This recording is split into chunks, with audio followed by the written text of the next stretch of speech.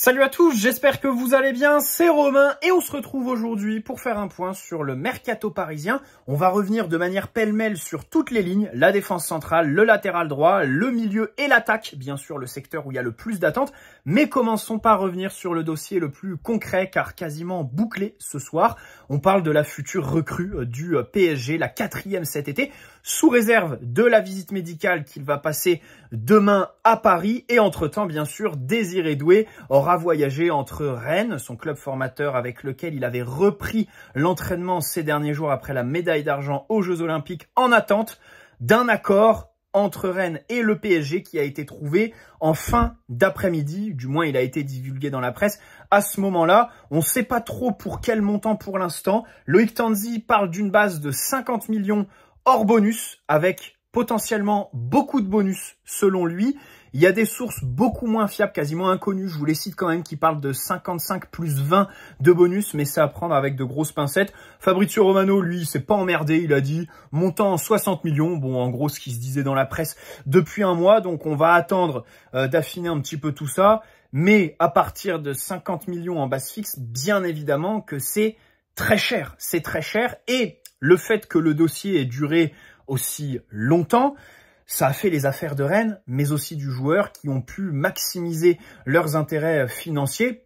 Il n'y a pas de connotation péjorative dans ce que je vous dis là, mais bien sûr, ce prix-là pour un joueur remplaçant au JO qui a 2 saisons en Ligue 1, alors certes avec déjà quasiment 3000 minutes, mais un statut de titulaire sur la durée qui reste à prouver, tout comme la capacité à influer sur le cours d'un match, bien évidemment. Hein, ça, c'est aussi une interrogation dont on espère que Désiré Doué répondra positivement parce que ça lui serait au rang, voilà, des cracks mondiaux. Bien sûr, du fait de son âge, hein, on peut comparer et dire que le Bayern a payé le même prix pour Michael Olise qui était référencé en Première Ligue. Le problème, c'est qu'Olise, il a 3 ans de plus. Les 60 millions, c'était une clause libératoire. Donc voilà, c'est pas très comparable. Même si bien sûr, ça n'en reste pas moins très cher. Ça fait les affaires de Rennes, du joueur aussi, parce qu'on va pas se mentir. Hein, à partir du moment où on a vu que Nasser reprenait le dossier en main, le chéquier allait devenir important. Et en fait, j'aimerais normaliser ce discours. Les joueurs vont au plus offrant. Parce que le foot, au-delà de leur passion, c'est leur gagne-pain. Et on parle de mecs qui ont, en l'occurrence, un âge très jeune, qui ont l'opportunité de mettre toute leur famille à l'abri. Enfin, Lenny Yoro a refusé d'aller au Real Madrid pour Manchester, 9 millions. Terminé. 9 millions par an. Je ne sais pas si on se rend compte. Là, je pense que oui, bien sûr, si on a bouclé le dossier en notre faveur, c'est aussi parce qu'on a été dans la surenchère financière. Voilà. Je dis ça parce que, évidemment, tous les relais médiatiques de l'agent du joueur Moussa Sissoko nous disent « Ah là là, il a le projet de jeu ». Bien sûr que le projet de jeu au PSG, ça colle beaucoup plus qu'au Bayern. Tu fais le comparatif entre Mathys Tel et Bradley Barcola. Bon, les trajectoires sont assez différentes, bien sûr. Ok, j'ai aucun problème à le dire. Aujourd'hui, quand t'es jeune, machin, c'est vrai que le projet PSG, c'est quand même très intéressant.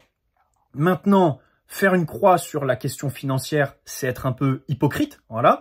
Et puis ensuite, pour rester sur le projet de jeu, j'entends beaucoup, Luis Enrique a eu beaucoup d'influence. Je n'en doute pas. Luis Enrique est un grand atout pour le PSG pour négocier les joueurs, machin. João Neves l'a dit d'ailleurs lui-même dans son interview après avoir signé. J'ai aucun souci là-dessus. Maintenant, le joueur, faut qu'il voit un peu plus loin. Désiré Doué signe un contrat de 5 ans quand il reste 10 mois de contrat à Luis Enrique qui n'a toujours pas prolongé. C'est juste factuel. Voilà. Dans tous les cas, j'ai hâte de voir ce jeune très polyvalent être développé bien sûr par le club. On voit que les clubs français, Lyon comme Rennes, hein, sont ouverts à des ventes quand le PSG aligne l'argent. Encore une fois, on pourrait faire le même discours avec les clubs. Il n'y a pas de question, les clubs français ne veulent pas vendre au PSG. À partir du moment où tu alignes les bifetons, ils acceptent. Voilà, je pense que tu as compris 80% du marché des transferts, pour pas dire 100%. Ce serait prétentieux de dire ça, mais 80% quand tu acceptes en fait que l'argent, évidemment, joue quasiment la plus grande place en fait, hein, dans la réflexion, dans les mouvements et tout ça. Donc voilà, sur ce dossier Désiré Doué, 50 millions qui plus est pour 2 ans de contrat, puisqu'il était lié jusqu'en 2026 à Rennes. Il avait signé un premier contrat de 3 ans, c'était en 2022, donc initialement jusqu'en 2025, et il avait prolongé l'année dernière jusqu'en 2026 d'une petite année. Donc voilà, bref. Donc un transfert très très cher. J'espère et je pense que le joueur va répondre aux attentes et va s'inscrire sur la durée au club, voilà. Et bien sûr, on a hâte de voir ce que Luis Enrique va en faire, bien sûr. Mais on l'a développé dans des précédentes vidéos. Passons en défense centrale, où là, les plans semblent un petit peu évoluer, car on entend depuis peu que Danilo et Skriniar ne seraient pas retenus. Danilo, carrément, ne participe plus aux oppositions à l'entraînement, tout comme Manuel Ugarte et Nordi Mukiele. Et il n'a pas été convoqué samedi face à Leipzig. C'est vrai que ça, on était un peu passé à côté dans les vidéos, on n'en a pas parlé. Et Luis Enrique l'a laissé à Paris. Skriniar, de son côté, donc il fait les oppositions. Il a été titulaire sur les 2 matchs de préparation et il a joué en tout 105 minutes. 60 sur le premier en Autriche, la première mi-temps du match face à Leipzig. Voilà. Donc, il y a une différence de traitement entre Skriniar et Danilo qui, visiblement, sont tous les deux sur le marché. Pourtant, Skriniar, ça fait plus longtemps que Danilo qu'on entend dans les médias que le PSG veut s'en séparer. Concrètement, depuis début juin, on l'entend. Danilo, ça fait 1 semaine, 10 jours. Et ça paraissait pas très évident, parce qu'on parle d'un joueur qui va fêter ses 33 ans, à qui il reste 1 an de contrat. Difficile de trouver un club qui va vouloir payer pour un joueur aussi vieux et avec qui ils vont pouvoir négocier librement dès le mois de janvier. Je trouve ça un peu bizarre. Donc, je me demande à quel point Luis Enrique est influencé dans son choix de privilégier Skriniar, très clairement, par la direction et par le mercato, le marché des transferts. Typiquement, Skriniar est là depuis moins longtemps. Peut-être que Luis Campos veut lui laisser une seconde chance et fait du lobby en interne pour ça. Bien sûr, Skriniar est insortable au vu de son salaire de 9 millions, 10 millions, machin, selon les sources. Parce qu'en plus, dans le salaire, il y a la prime à la signature, comme tu l'as signé gratuitement.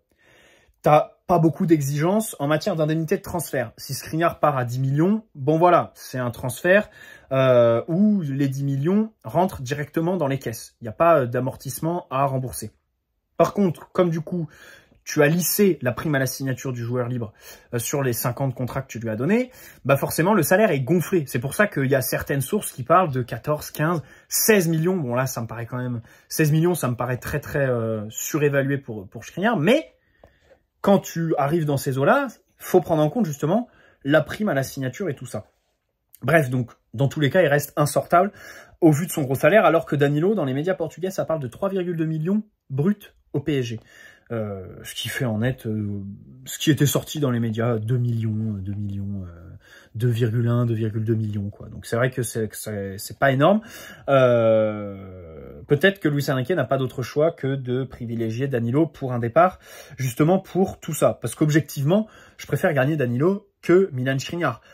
C'est Jamel qui le soulignait sur Twitter il y a 2 jours. Danilo est un vrai leader dans le vestiaire. Cette équipe qui était la plus jeune, je crois, de l'édition de l'année dernière en Ligue des Champions ou de la phase éliminatoire. Cette saison, ça va être encore plus jeune, la moyenne d'âge. Encore plus si tu te sépares de Danilo. Voilà, qui est un peu le vieux briscard, qui parle à tout le monde. Jamel le précisait. Quand il y a des nouvelles recrues, il leur parle, il les intègre. Pareil, quand les petits jeunes sont surclassés et viennent s'entraîner, c'est quelqu'un qui prend la parole quand il y a des petites brouilles et tout ça, qui fait aucun problème, qui est toujours de bonne humeur. Bon, c'est vrai que là-dessus, je pense qu'il apporte beaucoup plus que Skriniar. Et sur le terrain, bon, c'est vrai que Danilo, je m'oppose pas à son départ. Parce que sa deuxième partie de saison le trahit. Le trahit, il a perdu sa réputation de joueur fiable. Parce qu'il a coûté des buts, il a fait des erreurs avec ses pieds, dans la gestion de la profondeur, sur la vitesse. Mais il y a une qualité qui me plaît chez lui, c'est quand même son jeu de tête. Sur le match aller face à la Real Sociedad, tu la vois par exemple, sur les coups de pied arrêtés aussi. Et s'il part, Skriniar me paraît clairement inférieur à lui déjà dans ce secteur-là. Et t'as pas recruté en défense justement de joueurs qui sont bons là-dedans. Donc bon, c'est vrai que ce serait un petit peu dommage. Après, on est loin de l'avoir fait partir parce que ça parle d'un retour à Porto, où il a joué 200 matchs, je crois, avant de venir chez nous. Le problème, c'est qu'on demande 10 millions, entre 10 et 15 millions selon les sources pour le faire partir. Et Porto ne veulent pas payer ça pour un joueur qui va fêter ses 33 ans, pour acheter une année de contrat. Je trouve ça assez logique. Faut qu'on arrête de surcoter un petit peu nos joueurs, parce que le mec a 33 ans, quasiment 600 matchs en pro, 3,2 millions de salaire déjà. Alors c'est pas énorme pour à l'échelle du PSG, mais à l'échelle de Porto, c'est quand même quelque chose. Et donc c'est vrai que déjà si on en tire 7, 8 millions fixes, allez après on peut s'arranger pour monter à 10 avec les bonus. Je vois pas quel bonus tu mets sur un joueur aussi vieux, mais bon, 7, 8 millions, ce serait déjà ça quoi. Plus de 5, disons. Franchement, j'y croyais absolument pas. Je pensais vraiment pas qu'on allait pouvoir tirer un billet de Danilo cet été, parce que je me disais, à 10 mois de la fin du contrat, qui va s'y aventurer? Autant le prendre gratuitement. En plus, si tu fais un transfert, automatiquement, tu vas faire une durée de contrat plus longue avec le joueur pour l'amortissement, alors que si tu le signes gratuitement l'été prochain, tu auras des possibilités de lui dire, bah finalement, on te signe 1 an plus 1 an en option, voilà, par exemple. Et puis, du côté du joueur, bah voilà, lui, il se dit, après, je peux peut-être aller dans le Golfe, en Arabie et tout ça. Bref, bon, et si on peut en tirer 7-8 millions, ce serait pas mal. Je ne m'y oppose pas, même si je comprends pas trop l'ordre des priorités vis-à-vis de Milan Skriniar. Ensuite, le timing pose question. Le timing pose question, est-ce qu'on s'active pour faire partir des défenseurs parce qu'on a recruté Pacho, et que donc on veut dégraisser post-recrutement, ou est-ce que on se dit, maintenant qu'on a recruté un défenseur central gauche, on va dégraisser à droite pour recruter un défenseur central droit en fin de mercato, parce que ça, je ne l'écarte pas. Je l'écarte pas. J'élargis au poste de latéral droit, parce que le PSG ne fera pas un défenseur central droit et un latéral droit remplaçant d'Hakimi. Peut-être qu'on va viser un joueur défenseur central hybride latéral droit. Le problème, c'est que sur ce côté-là, le latéral, c'est un profil un petit peu milieu qui se projette et tout ça. Donc, bon, c'est vrai qu'un joueur hybride défenseur central, ça colle pas, parce que automatiquement, c'est pas un joueur que tu peux mettre au milieu de terrain sur tes phases de relance. Bon, moi je pense à Cancelo en prêt, voilà, tu peux négocier un prêt auprès de Manchester City. Je crois qu'ils demandent 20 millions s'ils veulent le faire partir, enfin si tu le veux en transfert sec. Après le salaire est dingue, donc le transfert sec on va se détendre. Moi j'ai vu passer une rumeur du côté de la Juve, enfin une rumeur non, quelqu'un qui va être transféré à la Juve, Pierre Kaloulou, j'aurais bien aimé. Pierre Kaloulou du Milan AC, pour le coup là tu recrutes un profil défensif, qui a été formé en tant que latéral, mais là à Milan il est plus défenseur central, même s'il a dépanné au poste de latéral droit. Je trouve qu'il a de vraies bonnes qualités, que c'est un bon joueur, même si physiquement il est pas très fiable, et puis surtout il signe à la Juve pour, allez ça parle d'une 15aine de millions d'euros je crois, en plus en prêt, en plus ça parle d'un prêt. Donc bon, ça aurait été une piste assez intéressante que j'aurais bien aimé. Quand Fabrice Hawkins a sorti l'info, il disait qu'il y avait 2 autres clubs qui étaient intéressés. Je me suis dit peut-être qu'il y a le PSG dedans, parce qu'il n'avait pas sorti les noms. Mais bon, il va signer à la Juve. Donc ça aurait pu être un profil intéressant. Mais encore une fois, sur ce côté droit, peut-être que le club privilégie quelqu'un pur latéral, capable de jouer au milieu. Mais je comprends pas pourquoi tu ne bascules pas le pôle de créativité à gauche, tu vois, en mettant un latéral droit défensif. Et du coup, Nuno, Barcola, Doué, quel trio. Mais ça va être... Je dois avouer que je suis heureux. Ce soir, je suis heureux avec ces perspectives sur ce côté gauche qu'on va pouvoir bien alimenter avec des petits cracks. Joao Neves aussi, hein, franchement... Joao Neves, plus le temps passe, plus j'ai vraiment envie de le voir sous notre maillot, plus j'ai hâte d'être au mois de novembre là et faire les vidéos, voir un peu ce que cette concurrence va donner, qui va tirer son épingle du jeu. En attaque, on est vraiment à un moment charnière. En attaque, on est à un moment charnière parce que le club doit bien négocier ce tournant. Là, on nous dit que on n'a pas voulu faire de folie sur le poste d'ailier. Ok. Et dans l'axe, pour un buteur, on conditionne une arrivée à un départ de Ramos ou Kolo Muani. Donc, pas de folie, faut vendre avant. Très bien, on semble un peu mesuré. Osimhen, ça s'éloigne. Kingsley Coman, ça parle d'un prêt, mais visiblement, on n'est pas très chaud. Et bien sûr, j'en viens à Jadon Sancho. Alors, qui veut venir? Depuis le début, il veut venir au PSG, toutes les sources le disent. Là, la dernière info en date, ce serait un prêt avec obligation d'achat. Bon, une formule... autant faire un transfert sec, quoi. Franchement, prêt, obligation d'achat, Je vois pas en quoi ça nous arrange.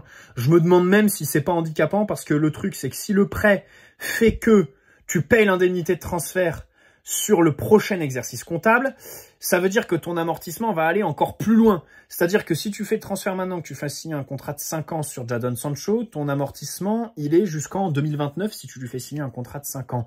Mais si là, tu le fais prêt obligation d'achat et que derrière, tu le payes, donc l'année prochaine, 2025, sur un amortissement de 5 ans, ça l'emmène jusqu'en 2030. Et donc, si en 2026-2027, tu veux t'en séparer, forcément, ce sera plus difficile parce que tu auras une année d'amortissement en plus. Après, quand on avait fait Mauro Icardi, on avait eu l'option d'achat, mais on l'avait signé du coup que sur 4 ans. Et je pense que l'amortissement passait sur 4 ans du coup. Donc ça faisait plus par an, bien sûr, parce que tu divises l'indemnité par 4 plutôt que par 5. Mais ça allait pas plus loin dans le temps. Bon, après, je sais pas trop. Mais bon, je vois pas trop d'intérêt à faire une obligation d'achat. Manchester United le valoriserait à 60 millions, voire plus, selon les sources. Moi, je trouve que c'est une belle opportunité, Sancho. Franchement, il est capable de jouer des deux côtés. Ça mettrait en concurrence et Barcola et Dembélé. Il a une palette technique énorme. En matière de dribble, c'est exceptionnel. Et c'est vrai que ça, c'est un enseignement qu'on peut tirer du mercato. Le PSG se construit un effectif où techniquement, ça a vraiment de la gueule. Désiré Doué, le bagage technique est quand même impressionnant. João Neves, c'est pareil, c'est très propre. Bon, Pacho, ok. Si tu fais Sancho, tu as un profil de vrai dribbleur. Donc c'est vrai que ça pourrait être une influence positive de Luis Enrique. Le PSG qui privilégie un petit peu le physique ces dernières années, il n'y a qu'à voir Skriniar ou Manuel Ugarte l'été dernier. Là, c'est complètement réorienté sur d'autres profils, quitte à délaisser complètement au milieu de terrain la taille, par exemple. C'est vrai que on n'a pas de milieu qui fait plus d'1m85. Et dans les airs, c'est problématique. Donc voilà. Mais pour revenir sur Sancho, c'est un vrai joueur de talent que je serais très content de voir jouer au Parc des Princes. Après, selon Santi Aouna, on a proposé oralement un salaire de 17 millions bruts par an. Alors, déjà, bien sûr, en net, ça fait, je pense, moins de 10 millions. Donc déjà, il faut relativiser. On est sûrement en dessous de ce qui touche actuellement à Manchester. Parce que il y a on est à 20, voire plus en brut, actuellement à Manchester. En plus, comme il est anglais, là-bas, il paye les impôts plein pot. Alors que s'il vient ici en tant qu'étranger, il aura un régime un peu spécial où il paiera un petit peu moins d'impôts que s'il était français, par exemple. Et que donc, par rapport à sa situation à Manchester, il était anglais. Bon, bref, je suis pas fiscaliste, mais en plus, ces 17 millions, bon, elle semble un peu surévaluée par le journaliste. Peut-être que ça inclut aussi tous les bonus, les primes, les machins, parce qu'on sait qu'au PSG, dire le salaire, ça veut pas dire grand-chose. Je pense pas qu'on donne 17 millions de salaire à Sancho hors primes et bonus, bien évidemment, parce que sinon, ça monte à 30, connaissant le PSG, vu que quasiment la moitié du salaire, c'est des primes, en fait, les gars. C'est des primes, des bonus. Donc, bon, ça inclut toutes ces variables. Donc c'est vrai que c'est très difficile de parler de salaire. Tout ça pour relativiser un petit peu cette info. Vous l'avez compris, 17 millions bruts. Bon, quand j'ai lu ça, j'ai pas été surpris de fou. Par contre, ce qui me gêne, ce serait de les donner sur un contrat de 5 ans dans le cadre d'un transfert sec. Vous l'avez compris, pour moi, Sancho, faut se pointer le 31 août à 22h30 et demander un prêt. Demander un prêt avec une option d'achat non obligatoire. Voilà. Une option d'achat peut-être intéressante. Allez, 65 millions, mais pas obligatoire. Mais pas obligatoire. Allez. Là, je dis OK pour prendre en charge le salaire, parce que dans un an, bon, tu peux le faire partir au cas où il y a des opportunités plus intéressantes sur le marché des transferts. J'y viendrai après. Parce que là, un salaire pareil, sur 5 ans, pour un joueur de 24 ans, on parle pas d'un joueur de 20 ans, on parle d'un joueur de 24 ans. Donc, c'est-à-dire que dans 2 ans, si t'en veux plus, tu pourras pas le refourguer à Chelsea. Parce il rentre plus dans les tranches d'âge de Chelsea, en fait. Il s'intéresse aux joueurs de moins de 20 ans, 21, 22 maximum, Chelsea. Voilà. À ce salaire-là, t'oublies l'Allemagne, t'oublies l'Italie, t'oublies l'Espagne, parce que voilà, le Barça, ils vont recruter leur ailier d'ici là, ils ont Lamine Yamal, le Real, je pense qu'au poste d'ailier, c'est ce qui se fait de mieux sur la planète foot. Donc, t'auras que un retour en Première Ligue, où ça a été un flop total sur les 3 ans qu'il a passé à Manchester United. Pour le refourguer, ça va être mission impossible. Je préfère le dire tout de suite. Donc vraiment, c'est vrai que si on fait un transfert avec ce salaire-là, je trouve le risque assez énorme. Je trouve le risque assez énorme parce qu'en plus, à côté, le joueur n'en reste pas moins irrégulier. Il s'est perdu à Manchester, la pire ville d'Angleterre. Hein. Alors imaginons à Paris, la ville de la Fashion Week, la ville des boîtes de nuit, la ville des machins chouettes, d'accord? Mentalement, pareil, on sait que c'est un joueur qui est faible, qui s'est retrouvé en dépression à un moment donné. Donc là, Luis Enrique, il le veut. Mais comme je le disais plus tôt, le joueur, il va signer un contrat de 5 ans. Luis Enrique, il lui reste qu'1 an. Et grand maximum, Luis Enrique, sur les 5 ans, allez, il fait 2 saisons. Et vous voyez Luis Enrique aller au-delà de 3 saisons au PSG? Vu tout l'historique sous l'RQSI et tout ça, j'en suis pas certain. J'en suis pas certain. Surtout avec les possibilités pour les Qataris de faire un Xavi Hernandez, par exemple, qu'ils adorent. Peut-être Xabi Alonso aussi.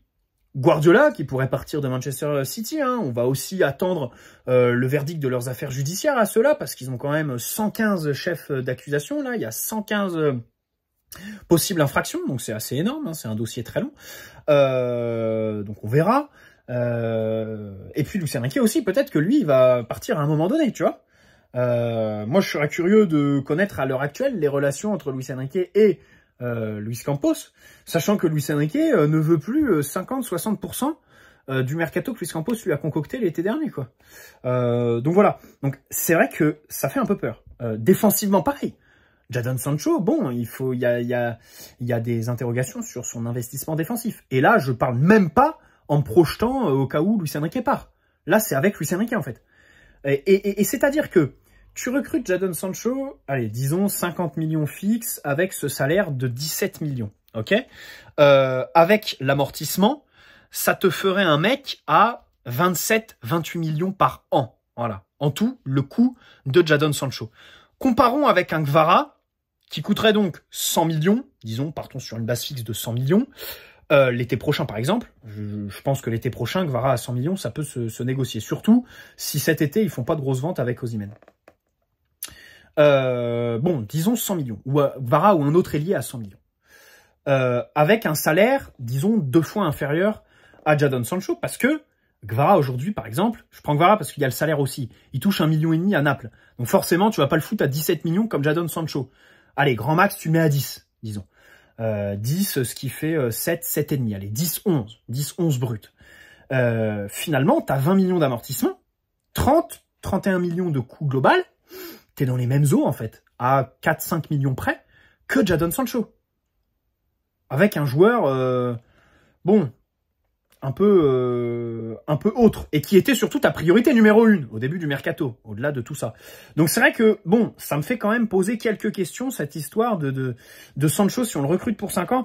En fait, ou alors, on est dur avec le joueur et on lui dit, tu baisses ton salaire. Voilà, on te propose pas 17 millions, on te propose 12, tu fais un effort. Dortmund, ils ont voulu te signer après ton prêt de 6 mois, ils n'avaient pas les sous. La Juve, idem, il y a personne qui peut t'avoir, il y a que nous. Donc tu fais un effort. Et en plus, au PSG, ce qu'on peut faire valoir, c'est que si dans un premier temps, tu fais un effort financier et que par la suite, tu as des bonnes performances, t'es apprécié, franchement, j'ai aucun doute sur la prolongation à 15-18 millions que Nasser te concocte.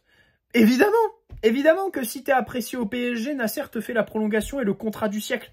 Vitinha, quand il va prolonger, ça va passer les 10 millions. Comme Warren, quand il a prolongé il y a 2 mois. Nasser, il a proposé, alors... Dans les médias, on dit que Kimpembe, quand il a prolongé en décembre dernier, hein, alors qu'il allait repasser sur la table d'opération et qu'il n'avait pas joué depuis 1 an, il y a eu une légère augmentation de salaire. Voilà. Même Kimpembe a eu une légère augmentation de salaire quand il a prolongé en décembre. Donc, bon, voilà, au PSG, si tu fais un effort initialement et que derrière, ça paye, bon, en général, ça paye plus que bien. C'est difficile de comparer parce que le Real, l'année dernière, ils étaient quasiment sûrs de faire Mbappé cette année. Et donc, ils ont fait le choix de ne pas recruter en attaque, à part José Lu. Mais bon, pas trop, c'est pas un recrutement dans le 11. Et l'été dernier, c'est vrai que les fans du Real, ils comprenaient pas trop pourquoi ils prenaient pas un neuf. Harry Kane, par exemple, pourquoi ils se mettaient pas sur le dossier. Cet été, j'aimerais faire le parallèle. Bien sûr, le PSG n'est pas le Real, l'aura et la force d'attractivité qu'ils ont. Mais, voilà.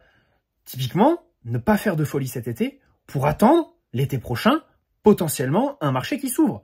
Il y a des joueurs qui pourraient s'ouvrir, des joueurs qu'on ne soupçonne pas aujourd'hui, qui sont aujourd'hui titulaires indiscutables dans leur club et qui pourraient être sur le marché l'été prochain. Gvara typiquement, qui est ta priorité numéro 1. J'en reviens à lui parce que c'était notre priorité numéro 1 quand même pendant un mois. Ça nous a bouché le mercato du 15 juin, enfin du 1er juin à la mi-juillet. C'est qu'à la mi-juillet qu'on a commencé à activer les plans B. Donc voilà, Gvara typiquement, il va prolonger à Naples, ils vont lui foutre une clause libératoire. Et puis l'année prochaine, ça partira. On connaît ce scénario. Voilà. Rodrigo au Real Madrid, si on veut revenir au Real. Après, Rodrigo, je suis pas sûr qu'il nous donne l'heure. Mais il y aura forcément un perdant au Real avec la situation dans laquelle ils sont avec Mbappé. Rodrigo, peut-être qu'il en aura marre de tapiner sur le côté droit. Et qu'il voudra partir. Bon, après, il y aura peut-être Manchester City qui vont se ruer sur le coup. Luis Diaz de Liverpool, je sais pas. Même un ailier de Manchester City, par exemple. Un Jack Grealish, je sais pas. Je vous cite des noms comme ça de tête, tu vois. Donc, c'est vrai que Jadon Sancho, j'ai quand même du mal. Hein. Franchement, si on fait 50 millions et le salaire à 15-17, ça fait quand même un sacré risque. Sacré risque. Et c'est pour ça que, quitte à donner un giga salaire, en prêt, Jadon Sancho, pas de problème. Son salaire, je le prends en charge à 100% dans le cadre d'un prêt, parce que le PSG, on sait que voilà, on n'a aucun problème d'argent. Pas de problème. Kingsley Coman, pareil. Kingsley Coman en prêt avec une option d'achat pas obligatoire. Je prends. Franchement, les prêts, les gars, je valide à 100%. Le problème, c'est que quand t'es le PSG, c'est plus difficile de négocier des prêts. Parce qu'évidemment, le PSG, t'as une force financière très puissante, et les clubs en face, bon bah ils te disent sors l'oseille, quoi. T'es un club État, on va pas te prêter nos joueurs, hein, évidemment. On sait que tu peux sortir l'oseille, donc pourquoi tu le ferais pas? Bref, on se retrouve demain pour parler du milieu de terrain, parce que du coup, là, j'ai plus trop le temps. Vidéo de 26 minutes, et j'ai des trucs à faire ce soir, ça urge. Ciao les amis, prenez soin de vous. N'hésitez pas à poser un like si cette vidéo vous a plu, vous abonner si ce n'est pas déjà fait. Et on se retrouve prochainement, demain, assurément, pour parler du milieu et faire un petit avant-match de Le Havre PSG vendredi à 20h45. Ciao les amis.